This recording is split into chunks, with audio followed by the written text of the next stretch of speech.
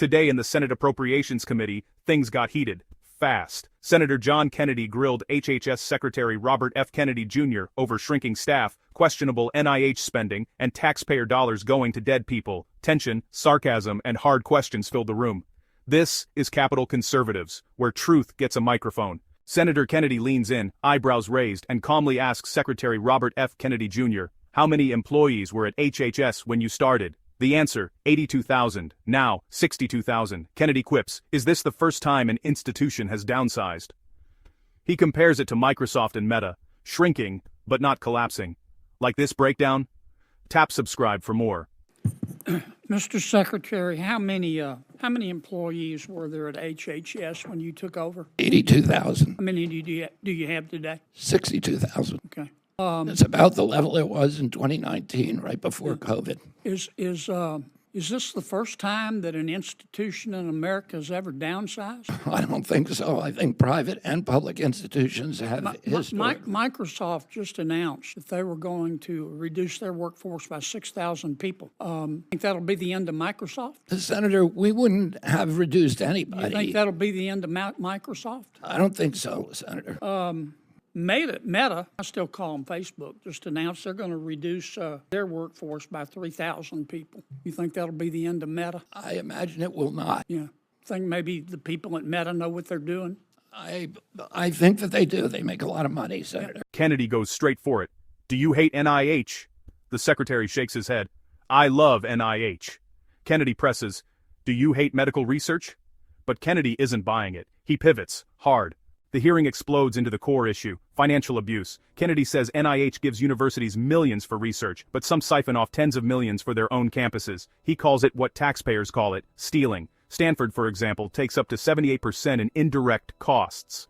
That's billions evaporating into bureaucracy. Should taxpayer-funded research dollars be audited more aggressively? Drop a comment below. Do you hate NIH? I love NIH. I grew up with NIH. I visited when I was a boy. I loved science, and those were my favorite afternoons, visiting the labs at NIH. Do you hate medical research? No, I think we need to lead the world in medical research in this country. In fact, isn't it true, Secretary, that you would like to see more money spent on medical research? Obviously, I'm the secretary of this department. No secretary wants to see his budget cut. Well, one way of doing that, seems to me, would be to stop some of the stealing. And let me tell you what I mean by that. Let's suppose you give NIH gives a university $100 million to research, for medical research, to research a cure. That university takes $30 million of it, doesn't spend it on the research. They use it to subsidize the rest of their university. Does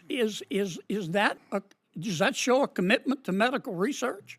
No, and I mentioned before the example of Stanford, which was taking 78% in indirect costs, and we don't know what they were spending. That's theft, isn't it? It's not a good way to spend federal taxpayer dollars. We call that stealing. Is there any doubt in your mind that a lot of universities are taking this NIH money, which is supposed to be spent on medical research, and using it to fund other parts of their university? Is there any doubt in your mind, Bobby? Oh, and Senator, other people who are writing grants, like the Gates Foundation, the Rockefeller Foundation, they paid 10% to 15% in indirect costs. We were paying 50, 60, 70%. So, in fact, you're doing is adding money to medical research. We will be able to fund many, many, many more studies by eliminating that $9 billion, at least part of that $9 billion cost. In the Senate, disbelief fills the room as Kennedy cites a GAO report on LIHEAP, federal heating aid. 11,000 dead people, prisoners, and even high-salary federal employees are receiving benefits. The secretary is blindsided. He hadn't seen the report. If this makes your blood boil, share this video so more Americans see how their money is handled. Senator Kennedy suddenly asks, "Why do we allow highly processed foods in America?" The secretary calls it profit-driven, poisoning kids with chemicals banned in Europe. Kennedy ends, "There's nothing you can do to make many colleagues happy." I want to ask you about LIHEAP. Are you familiar with this GAO report they did on LIHEAP? I am not, Senator. They found, they audited 7 states. They found 11,000 dead people getting HEAP grants. You familiar with that? No, but that is pretty typical of many of the other programs that we're working with. Some of the bound prisoners getting grants, didn't they? Were they using the grants to heat their jail cell?